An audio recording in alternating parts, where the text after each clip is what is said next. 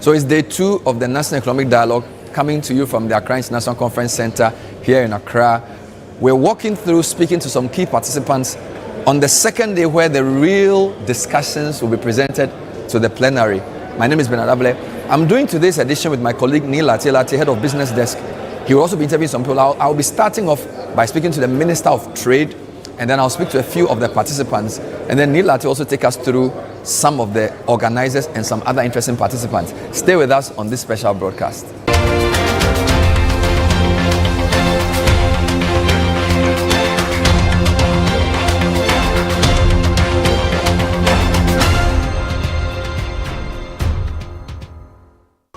We are still here at the National Economic Dialogue from the Accra International Conference Center, day 2, which is really where the rubber meets the road. Today is the big day where the plenary will have the findings from the 6 subcommittees or the 6 thematic areas presented to key ministers. 5 ministers of state will be there. Finance Ministry will be key, but Ministry of Trade, Industry, Agribusiness, as well as Energy, and of course, Agric and Employment.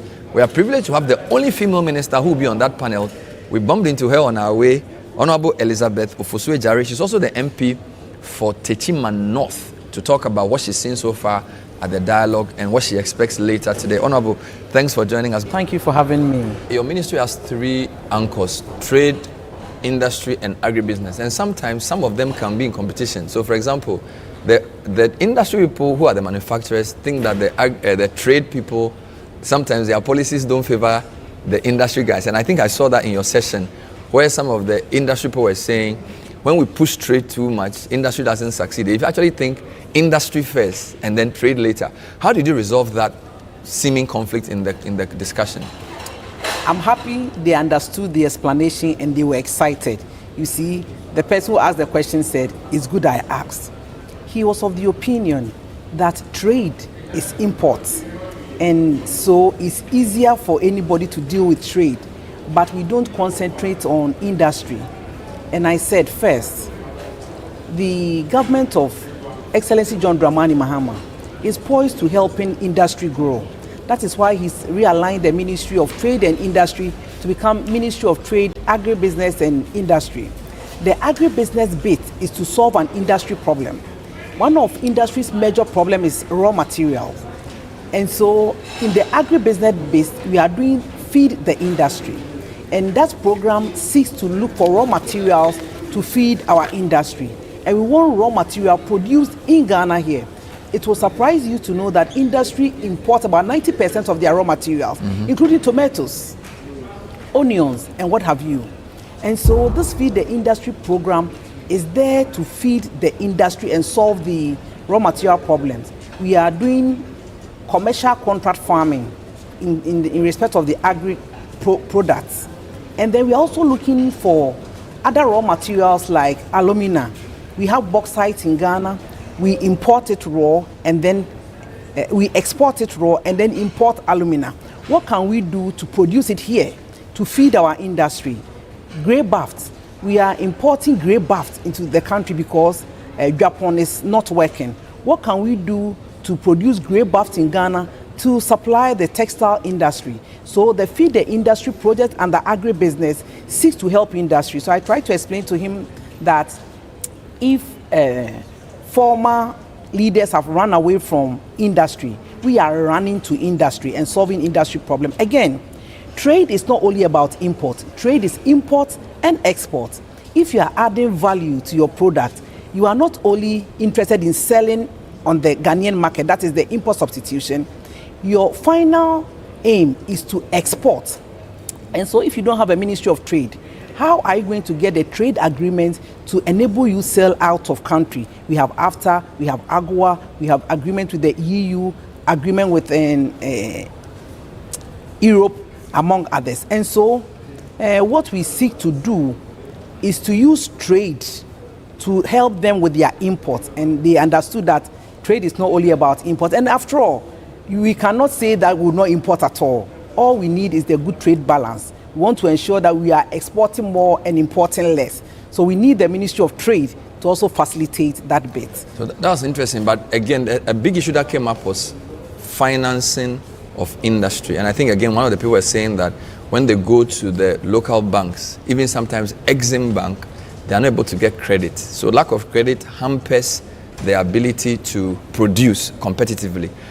Is that within your remit as Ministry of Trade to also deal with the financing of trade and industry? Because they basically say the banks give loans for only trade, but they are not interested in giving loans for industrialization. What was your reaction to that? As a Minister for Trade, Agribusiness and Industry, I'm interested in how these industries will be financed. And finance has been a major challenge. One of the challenges is financing. It is our responsibility to facilitate, to create the enabling environment for them to get good financing. I really respected a contribution from one of the bankers. She says that if we target areas of growth, we could speak to the governor of Bank of Ghana, speak to the Minister for Finance, so that some of their funds that are for industry that can help them be more competitive in their production. Thank you very much. I don't see any ministry that can work alone.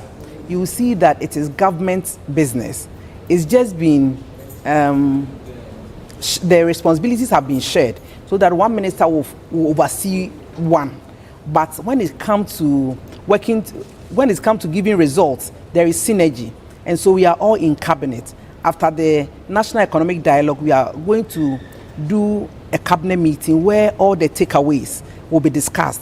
This is the opportunity for me to bring to bear what the stakeholders in my ministry are saying relative to energy, and we will look for ways of solving. When things delay at the port, trade facilitation becomes a big problem. Any special ideas, any conversations with the port authorities or your colleague, the transport minister, about making our port more efficient to facilitate trade? Thank you very much. Transport is one major key stakeholder in the trade, agribusiness and industry space, because for all the things we do, if you are trading, you need transport. If you are in industry, you need transport. Agribusiness, you need transport. And if we are talking about export, one of the areas that we need attention is the port, because that's the only place that you have to export your goods through. And so once the dialogue is over, I'm sure we'll bring all these things together, and the new Minister for Transport will bring his energies to bear to ensuring that the port becomes very efficient and then good enough for our businesses to do well. We'll leave you to go and participate in the rest of the conference. We'll be talking to Elizabeth Ofosu-Ejari, MP for Techima North, but more importantly, Minister for Trade, Industry and Agribusiness. Thank you for talking to us. Thank you for having me. When we come back, we'll speak to more of the participants here at the National Economic Dialogue. Stay with us. My guest for this segment is the partner for assurance at EY. She's Dr. Pamela DeBord. She's been involved in some discussions within the infrastructure thematic area. Let me start by welcoming you to the segment. Thanks for talking to us. Thank you, Bernard. It's not very often that we get partners from EY granting media interviews, so we are privileged. Thank you. How have you found the conference or the dialogue so far? Well, I think it's been very engaging, very interesting. The breakout sessions have been really good. I mean, you have experts, people from all walks, stakeholders sitting around the same table and sharing ideas. And we are trying to really bring out the top priorities, top ideas that hopefully gets into the budget. I think for me, it's really interesting that if we get to see some of our comments in the budget, it will be really, really nice, because I think this is the first time I'm seeing this. It's really a good thing. A lot of the public see the big speeches from the plenaries. They don't get to see the work that goes on in there. I know you can't divulge the details, but how broad-based are the views and how rigorous are the sessions and how serious do you guys take this work? I mean, it's been really serious. Yesterday we left after 6. Wow. Yeah, we've been really battling a lot of issues, and comments that come up are debated. I mean, do you think this is the best? Do you have a better idea? And we are picking all this, and it's also good that we are using the Big Four firm. We are using the rapporteurs from all the Big Four firms, so they are capturing this information, they are replaying it to us, we are sounding it back and seeing whether is this really what we want to the ministers to hear. And it's really been good, and they've taken over all that and putting the presentations together nicely and actually focusing the discussions to the conclusion part, which is very, very key. And it's really good that we see that. By the way, you are the partner for assurance at EY. What does that mean? Okay, so assurance means we do a lot of audits, attestation, engagement, validation. It also includes forensic work. So yeah, it encompasses all that. I in particular do a lot of bank audits, so I'm in the financial services space. But I was quite surprised that I found myself in infrastructure in the plenary. But I think it's been very, very engaging, and it's been very informative as well. And we've had a lot of views. And at least to sit back and to hear all that was going on, I think that we are on the right track. Some of the things we talked about in infrastructure bordered around energy. We've dealt a lot with transportation, all 4 sectors of transportation, be it aviation, maritime, the transport itself, roads, railway. So there's been a lot of discussions that has gone on. Yeah. I'm curious to know why infrastructure interested you, because there are 5 others. So was it your personal, or you were just invited there? And how critical is infrastructure in this conversation about economic transformation? It's very important. And as I said, I was pulled into this infrastructure because I was thinking I'll probably go into maybe even private sector led growth. But infrastructure is very core. Energy is very, very important to us. Everybody relies on energy. I mean, we can't do without energy. And so infrastructure is very, very important. And I think that the discussions have been good.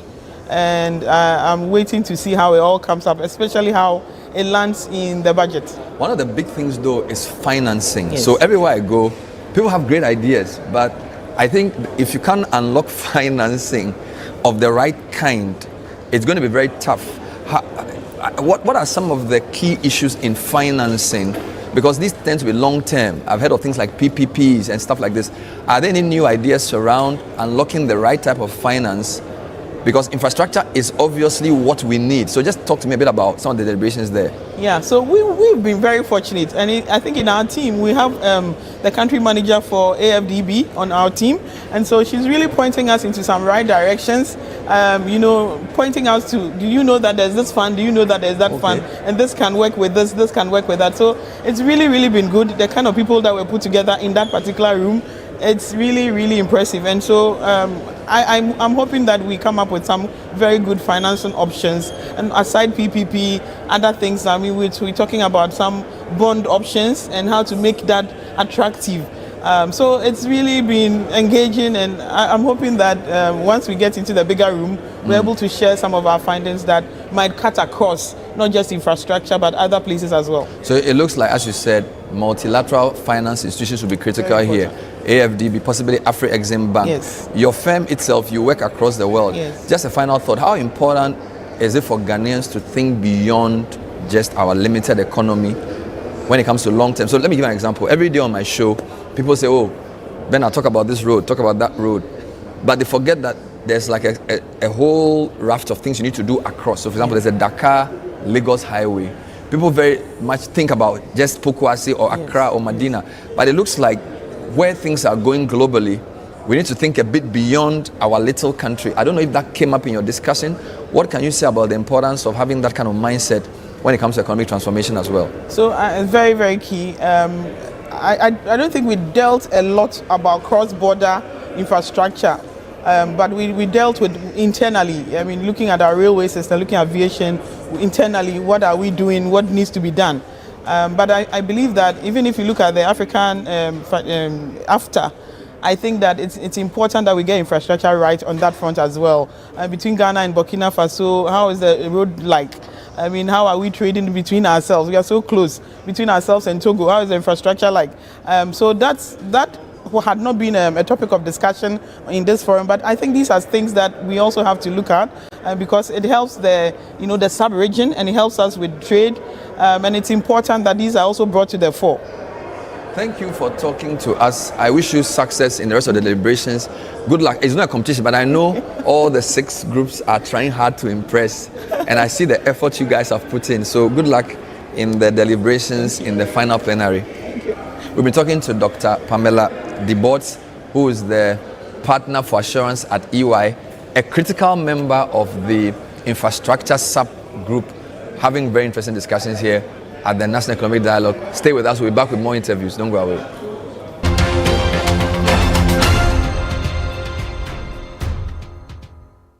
Step up with DSTV and we'll show up by giving you more incredible entertainment. Going to have a little fun. Upgrade your subscription between the 13th of January and the 31st of March and get an even higher package for a whole month on us. Buckle up, here we go. There's nothing better than putting a little bit in but getting a lot out. Time to boost some office morale. Incredible! When you want to build a future, you gotta know what you want. Step up and we'll show up on your home of entertainment, DSTV. After a long flight, Safari Homes gives you the peace to unwind. A short drive from the airport, convenient for all. For nature lovers, Safari Valley Resort is a hidden gem, surrounded by lush greenery and luxury amenities. A place where you can truly escape. Now, for water adventure, Aqua Safari Resort has it all. Jet skis, canoe rides, kayaking, and a visit to the estuary. And for more excitement, Safari Eco Park is the perfect place to get closer to some amazing animals. Visit Safari World in Ghana, together bringing you closer to nature.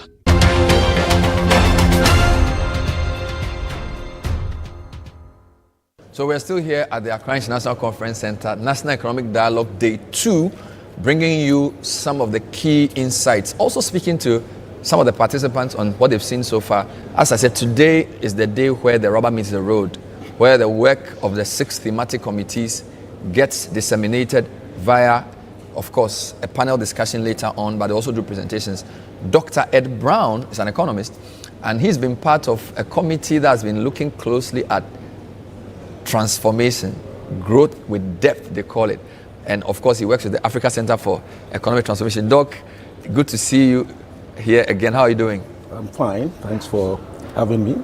Is transformation, economic transformation, the big question for African economies? Absolutely. I think in the 80s and 90s, we're talking about structural adjustment and so on.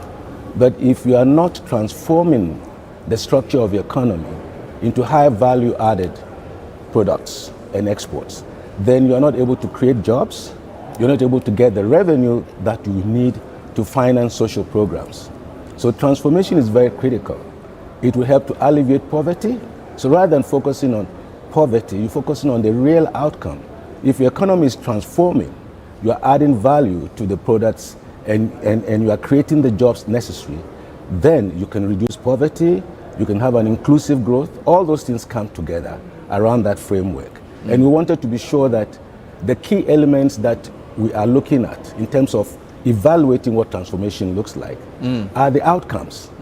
So we are not necessarily interested in the number of kilometers you've produced or the number of ambulances or schools you've produced. The extent to which you have increasing human well-being. And that is a composite of several indicators, which includes income, income disparity, inclusion, female employment, vulnerable employment, and all that. So that when you look at that composite, you can say this country's human well-being is progressing. It's reducing poverty, it's alleviating, marginalization and so on of the society. So the Africa Center for Economic Transformation came up with this very neat acronym, which you call Growth with Depth. What is the D, what is the E, what is the P, what is the T, what is the H? Let's run through quickly. Each of them. Depth is diversification of productions and exports. Diversification of production and exports. That's point one. Point one. And that is important because, the normal parlance, don't pack your eggs in one basket. Okay. If you diversify, then you hedge against shocks, because the shocks may be of different nature. But if you diversify, take it, for example, when COVID came, it was a major external shock. The whole tourism industry was really decimated for a long time. Assuming you're only a tourist economy, you will have serious problems. So if you have a number of areas, production and exports, that you rely on to improve your well-being, then you are resilient. That's what we call resilient, the ability to recover quickly from a shock. Okay. So diversification is that. You know, the finance people say diversification is the ultimate risk management. So I think that applies to economies as well. Absolutely. Then your E is export competitiveness. Yes. What does that mean? Export competitiveness means that you need to be able, your SMEs, your small and medium-sized enterprise and the large ones must be able to compete in the regional and global markets. Because that is the only way you can ensure sustainability and continuity of these products. So you need to think seriously about what are the things you need to support SMEs to become export ready and investment ready. Here, the government has a critical role to play in facilitating this through a number of instruments that they have. The macro fiscal instruments are very powerful instruments they can use to support export competitiveness. And when we say a country is very export competitive, it means that its exports as a ratio of its GDP is above the global average export to GDP. Wow. So they are doing either at par or above it. You know, it's relative term. So export competitiveness is very, very important because it helps you to get the resources you need to buy what you can't produce. Then the P is what is called productivity increases. Yes. Can you unpack that for us? Productivity is the mother of all. Okay. If you are not increasing the output per labor, whether it's in agriculture, manufacturing, or services, you are redistributing poverty. You can't increase income when you are not increasing productivity. So it is fundamentally important. If you're talking about your GDP per capita growth, it's only productivity that will drive that. So if you're just looking at, we want to grow at 8%, but is that 8% creating the enabling environment to improve productivity? Because it's only through productivity increases that you can increase income. Can we say that we need to do that for both the three main sectors, industry and services? And services, and even in public sector, increasing productivity in the public sector, because all these things are important because it increases efficiency. In other words, if output per labor is increasing, then what you're doing is that you are increasing the income, and therefore you're able to increase wages. That's what I'm saying. Yeah. Then, of course, there's the T, which is the technology upgrading. Yes. Can you delve a bit into that for me? Now, technology upgrading. Technology is the mother of everything. I mean, if you look at the Industrial Revolution, they were all technologically driven. We are now in the fourth Industrial Revolution. The level of sophistication of your production and exports will depend on the extent to which you are using medium to high level technology to compete in the market. So there has to be an intentional public policy to support infusion of new technologies into manufacturing, into agriculture, into services. This is an area where the government has a critical role to play, to facilitate, to collaborate, to support R&D. In fact, in most countries, you would see that the governments are increasing their budget allocation to R&D for innovation, for technological adaptation and all that. Because that is a sure way to become much more competitive. It is a sure way to increase your income. Wonderful. Of course, the H is the human well-being. Yes. I don't know whether that's an outcome, also still an input. Yeah, you see, we can look at H as a dependent variable of the four areas. Wonderful. And in H, it's a combination of several factors. One is income level. Yeah. In other words, your per capita income. The other element is the extent to which the richest and the poorest, the gap between the rich and poor in your country are narrowed. So inequality reduction. Inequality reduction. I wish you, and I hope that happens. It's been great seeing you again. Thank you. Dr. Ed Brown is the Senior Director for Research Policy and Programs at the Africa Center for Economic Transformation, part of the Growth with Depth group, having interesting discussions. Here are the sidelines of the National Economic Dialogue. I just bumped into Dr. Priscilla Chumesi Bafo, who's a Senior Lecturer, Department of Economics, University of Ghana. She's been taking part in the deliberations on macroeconomic stability. Fascinating. Doc, thanks for joining us. Welcome. Thank you for having me, Bernard. How has it been so far? This is day 2. What are your impressions? It's been great. I think that it's been a lovely experience, great discussions, insightful outcomes. And so we expect that whatever conclusions will come out of here, hopefully would have a bearing on government plans and policies in the future, really. Why did you end up on the macroeconomic team? I know you do different kinds of economics. Right. So why did you select that as the area of interest for yourself? Essentially, I wouldn't say, I think that organizers looked at my background and I was pushed into macroeconomic stability. And I must say that it's been quite insightful. I've enjoyed the discussions. I have made insightful contributions into the process. And yeah. I saw about 4, if not 5, former governors. I think I saw Paul Lacqua, I saw Dr. Wampa, Dr. Addison. How serious was that conversation with all these high-level economists? I saw Dr. Nick Akusowa as well. Right. Just tell me about the quality of the people in that deliberation and how seriously they took the task of discussing our macroeconomic framework.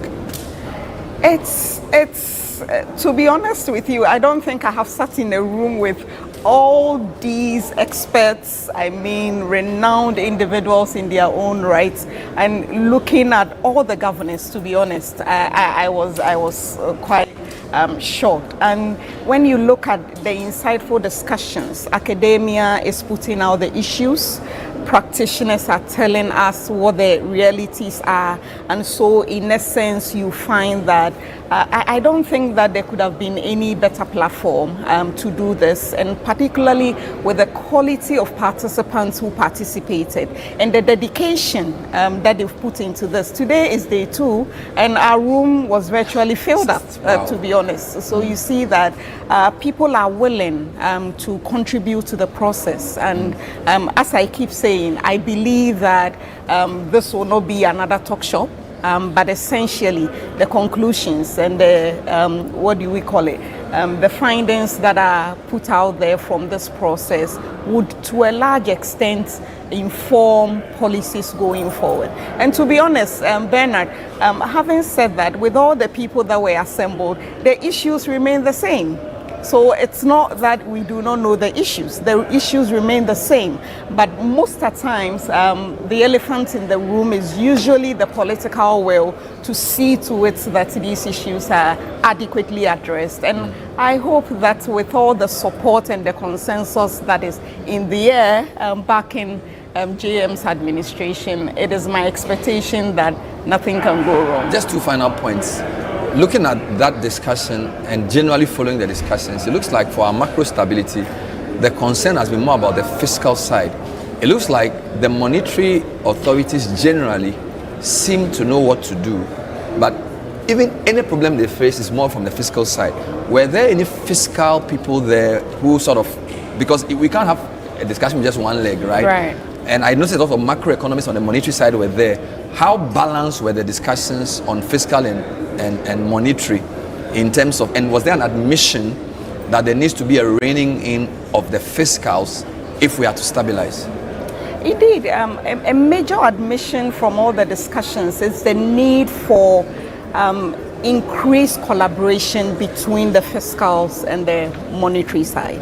And essentially, most of the times the issues emanate from the fiscal side, government budget imbalances, budget overruns, fiscal deficits that leads into debt issues and all the problems. And so the takeaway for me, for one of the main issues is the fact that there should be increased collaboration between the fiscals and the monetary side. And indeed also make institutions and regulations work. That is also one of the main issues. So for example, when you look at the Fiscal Responsibility Act, for instance, if we are clearly going through it and working through the tenets of it, then a lot of our fiscal challenges that we have, we will not have those kinds of problems. But going forward, I think that the consensus is that both should be speaking to each other. Well, finally,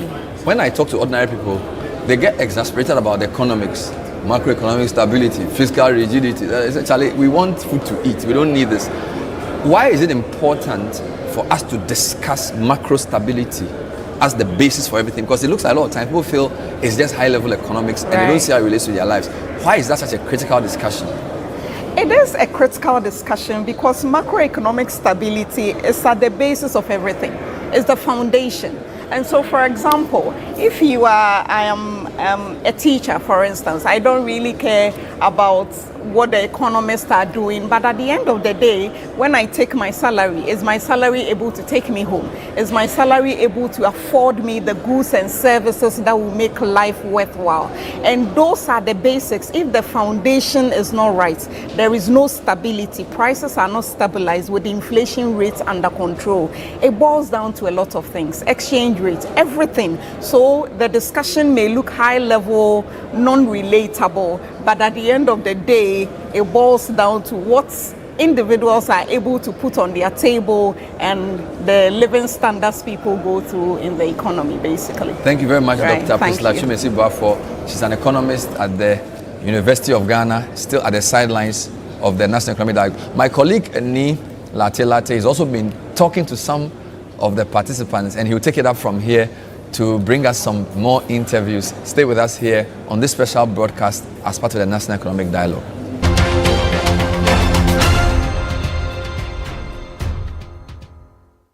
Fire pomudi ni agubio Ghana fu ni age efri say ya your local spices na ya frafra dia ya sankofa natural spice me de go me jollof mu ni mi still ahodoma e ma ne dance Charlie, the barbecue the go on sankofa natural spices and one you use 100% natural. Adofo, mamunye huge mistake. Sankofa natural spices. Didi. FDA ji ejedi nkratu yatu.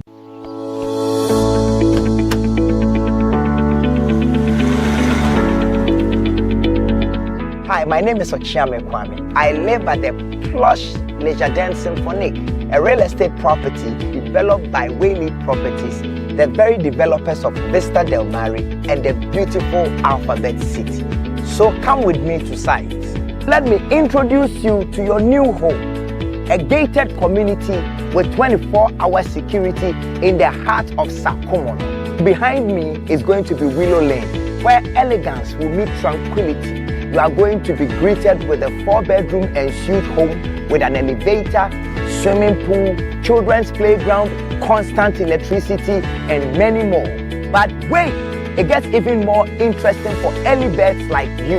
You get a whopping $50,000 discount. Yes, I said $50,000 if you purchase between now and the end of this month. So call us now or visit us.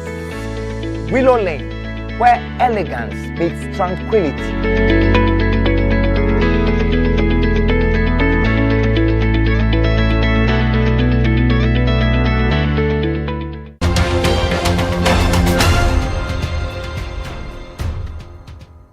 Still day 2 of the National Economic Dialogue ongoing here at the Accra International Conference Center. My name is Nila Telate, taking over from Bernard Avle. I've been joined now by a member of the planning committee of the National Economic Dialogue, who also happens to be the dean of the University of Cape Coast Business School. Professor John Gachi is my guest. Thank you so much for joining us here, sir.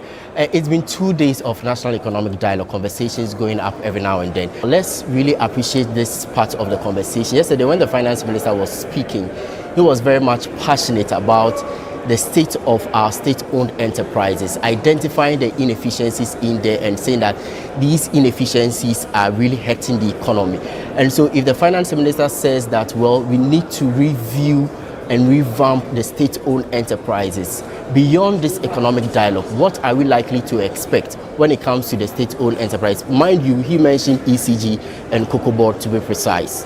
Well, some of the SOEs are actually strategic entities that are put up by the government to ensure security of supply, and then also to ensure efficient delivery of services to the public, and also to ensure that they make money and pay to government for its activities, even though some of them cannot be in this category.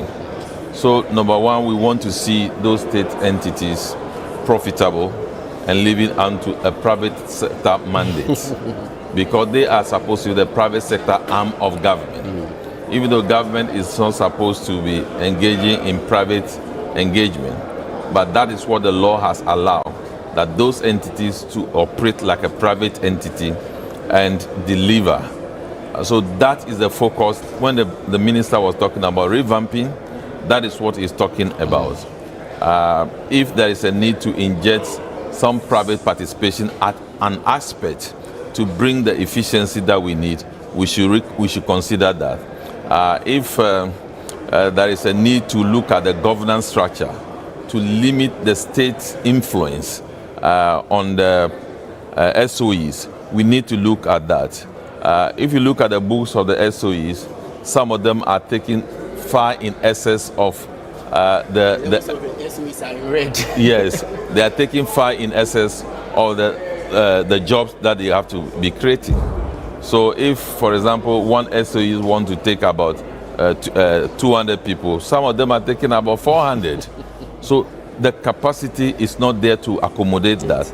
That will be having effect on their finances and the rest. So when you talk about revamp, it's talking about a whole paradigm shift to ensure that they operate like private entities.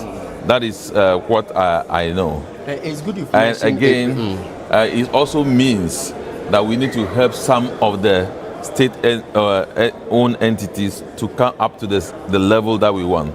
For example, he mentioned ADB. Yeah. ADB largely is about capitalizing and operating efficiently. And that, I believe, the government can focus on that and deliver on that. And the rest of the issues also has to do with what the economy churn out. If the economy churn out very high interest rates, and these private SOEs are going for loans at very high interest rate, how are they going to turn on it to make things profitable? So it is only when that hand that is influencing them is taken off that they can actually plan and operate as a true private sector arm of government. I see. We cannot reset the economy and build the economy that we want together if there is no long-term financing strategy. And I think it also came up strongly when Dr. K.Y. Mwako was doing his presentation yesterday, talking about a long-term comprehensive strategy for us to turn some of these things around. He feels as if some of these things we are talking about here at the forum will come to naught if there is no clear strategy in terms of finances. So speak to me about this bit of it. How is it important in the scheme of things, looking at our national development planning, for example, if you are to get this comprehensive financing strategy that we are talking about, what form and shape will it be taking? It is very clear. We have various reports that indicate to us that we need to focus on long-term structures, structure reforms and policy reforms, long-term financing structure and alternative financing structure for the economy. So that is very, very clear. We need to change course and develop. That is the reason why the outcome of this dialogue, one would deal with the short term, that is feeding into the budget. Which will be read next week. Very good. And then the greater portion will be feeding into medium to long term agenda of the country. That is the long term perspective that we're talking about. So that is in tandem with what is expected of us as a country, looking into the long term. But the point is that the long term must start from somewhere.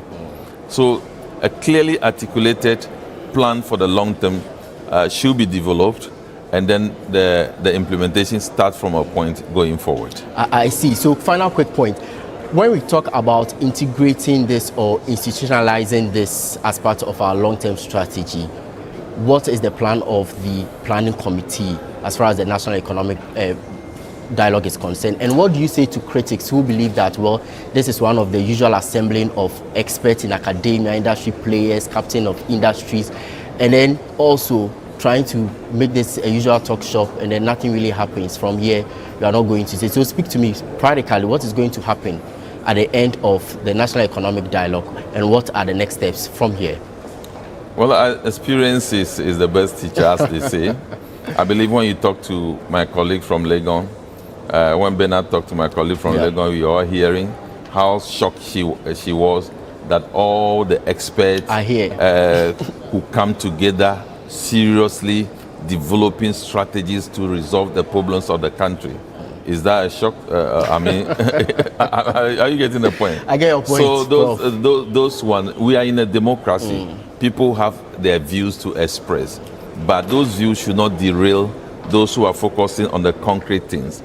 This forum is not a kind of a talking shop. It's a forum that assembling the best at the moment to deliver on a mandate that should shape the way we manage the country and produce some outcomes that are more beneficial and progressive for the country. I went around. What I saw, in fact, I was talking to one of them. He said, "No, yesterday and today, no work. That he's not going to. He's not going to work. Here. He's here because he sees this as a serious national commitment that he needs to commit himself to, and he will do everything possible to put his best out to go into the recommendation that will influence how we manage the economy." Are you able to tell us what the president is likely to do after the communique is presented to him? I need to put on record that we had a national engagement before, and we have been having national engagement for a long time. But it's only happened that maybe one political class seemed to tilt towards consensus building in a broader sense than the other political listing. In Senche, we came out with various strategies. Of course, some of them feed into the development of the homegrown policy, which occasioned the IMF program.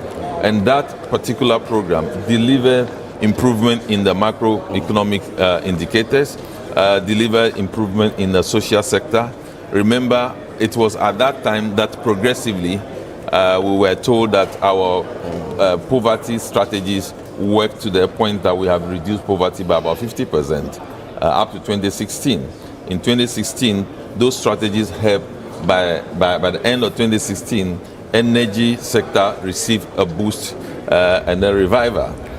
We saw projection into 2017 to be good, and it all came to pass. So it is the understanding that if we approach this dialogue very well, and then the recommendations put in place, they are going to influence a better outcome for our economy delivery. All right, thank you very much. That's Professor John Gachi, a member of the Planning Committee of the National Economic Dialogue and also Dean of the University of Cape Coast Business School, who thinks that enough consensus has been built here. Well, thank you for staying with us here at the National Economic Dialogue ongoing here at the Accra International Conference Center. We are speaking to more people who matter in this particular dialogue, and joining us now is the Chief Executive Officer of the Independent Power Producers Ghana, IPPs, that's Dr. Elikli Makpetogo, who was also one of the presenters when it came to the 6 thematic areas, that's the structural and policy reforms, strengthening key sectors for growth. As we speak, the debt's $2.2 billion. Yes. Annually, government injecting about $1 billion into the activities of ECG. However, the projection is that by 2027, if these issues are not resolved, we are likely to see the debt hitting about $9.5 billion. Exactly. Should we be concerned? Why not? That is where everyone is worried. If this thing is not stopped immediately, head on, we are heading somewhere. And here is the case you are ruling out the possibility of using tariffs to support ECG. And so the recommendations are? Using tariff to support is what we are trying to say is that the tariff as we have it should be cost reflective. Right. Should enable ECG to recover its most competitive or efficient cost. That is not to say that we should support ECG inefficiencies. Justifiable costs should be recovered through the tariff. So we even proposed that stringent cost measures should be implemented in ECG's administrative or operational activities. We looked at the issue of technology. We are way behind technology in the power sector. There is nowhere in the world of people going after customers to come and pay bill. Implement prepaid meters. Automatically, everybody pay for the services. Why should you waste resources going to bring in companies to be going after customers for debt collection? It's a waste of resource. We talked about technologies that could help ECG monitor the voltage fluctuation real time. If you know a particular voltage is supposed to be running at a particular place and you realize a hike in it, that should tell you that there is something going wrong. I see, but before we go to COCOBOD, did the issue of the full or partial privatization of ECG come up? And also about the full transitioning to, prepaid use when it comes to electricity consumption. Did these two issues come up as part of your recommendations? Let me take it from the last one. The implementation of prepaid meters, as I mentioned earlier, is top on the agenda. We feel that doing that alone will solve majority of ECG's revenue mobilization drive. So it's an issue worth considering. On the issue of privatization, we were concerned about what actually is government looking at, and we're also concerned about how ECG can raise money rather to support its technological investment, which we know in the long run will not lead to a recurring of the challenge the sector is facing right now. So we are not looking at bringing in somebody to go for debt collection rather. No. How can we turn around ECG's existing asset to generate revenue that can support the solutions that we are talking about? And reduce the system losses. Yes. Now let's talk about COCOBOD. COCOBOD, what's the current state? What does the picture look like?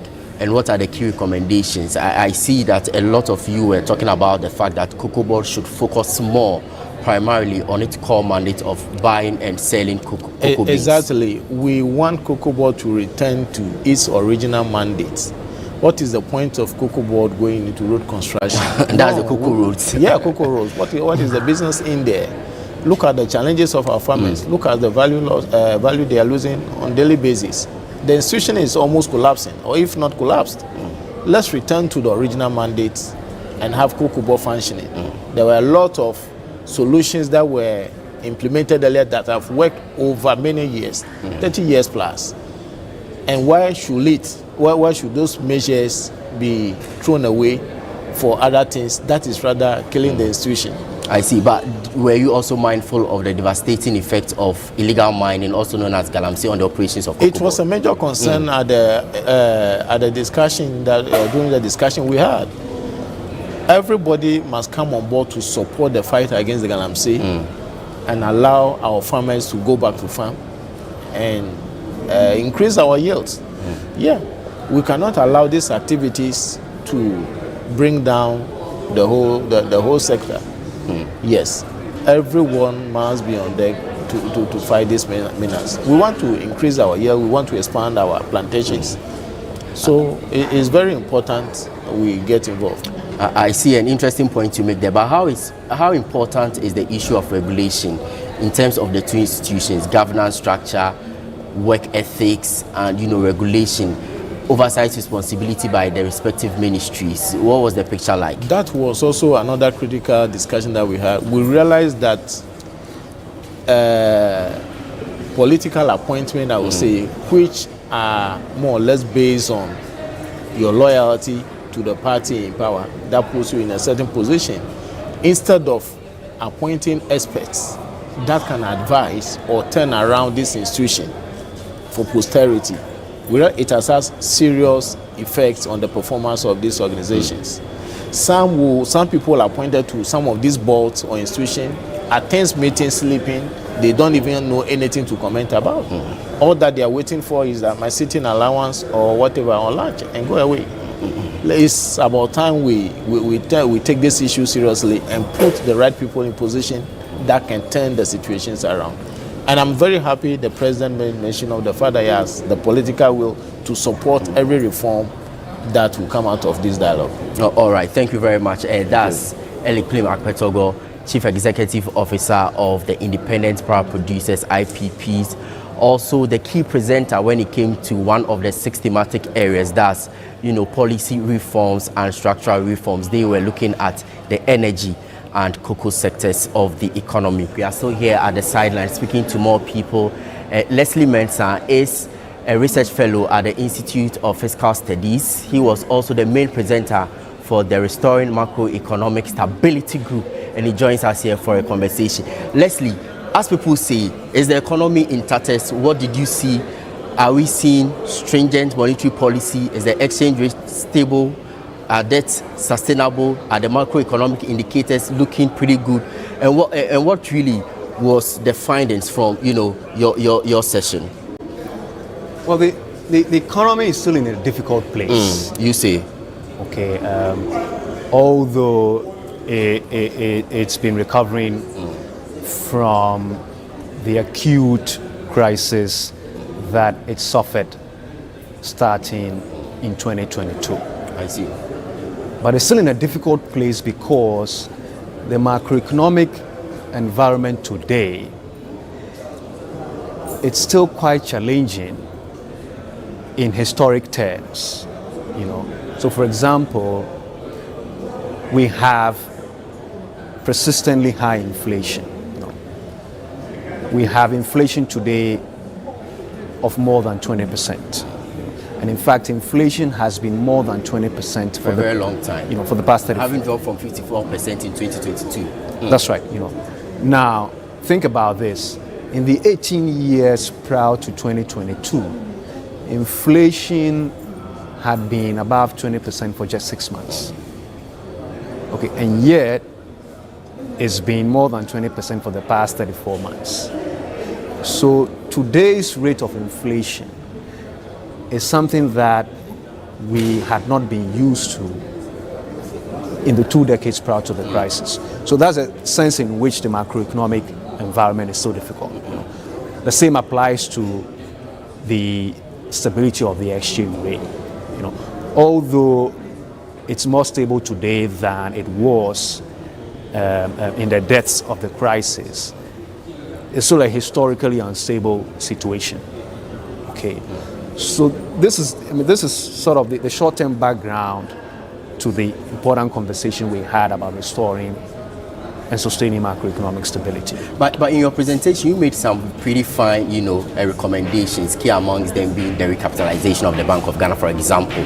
And you are also talking about how we can bridge the gap when it comes to tax revenue to, gross domestic product. We know that our tax revenue to GDP is very low. But mind you, this is a government that is looking at rationalizing expenditure and bringing down some of the tax handles that we have. So for example, what do you see happening when it comes to the reduction in tax handles? For example, we hear the government say that they are going to eliminate the COVID levy, for example, e-levy, for example, as well as the betting tax. If you put all of these things together, do you think that the government is on track in ensuring that whilst we reset the economy, we reduce the burden on the ordinary Ghanaian? Well, ultimately, the government's fiscal policy stance, as it will communicate in the budget, next week, has to be responsible, and it has to reflect an intention to keep the public finances on a sustainable course. Okay, so if the ambition is to cut taxes, then responsible fiscal policy will call for either reducing expenditure in a manner that is commensurate with, the tax cuts, so that you can continue to manage the deficit, or try to offset the tax cuts with new revenue measures, okay, that will improve revenue. This has been our package from the Accra International Conference Center as far as the National Economic Dialogue is concerned. 2-day event began yesterday, we finished today. Presenting the communique will be from the various presenters as well as the sector ministers, which will be forwarded to the government for onward action. And so we'll be looking forward to seeing what really becomes out of, or what really comes out of the National Economic Dialogue, which happened here at the Accra International Conference Center. My name is Ni Lati. Earlier you heard from Bernard Avle, who also spoke to a number of people here at the National Economic Dialogue. Thank you so much for tuning in. This is Channel 1 TV. Keep watching.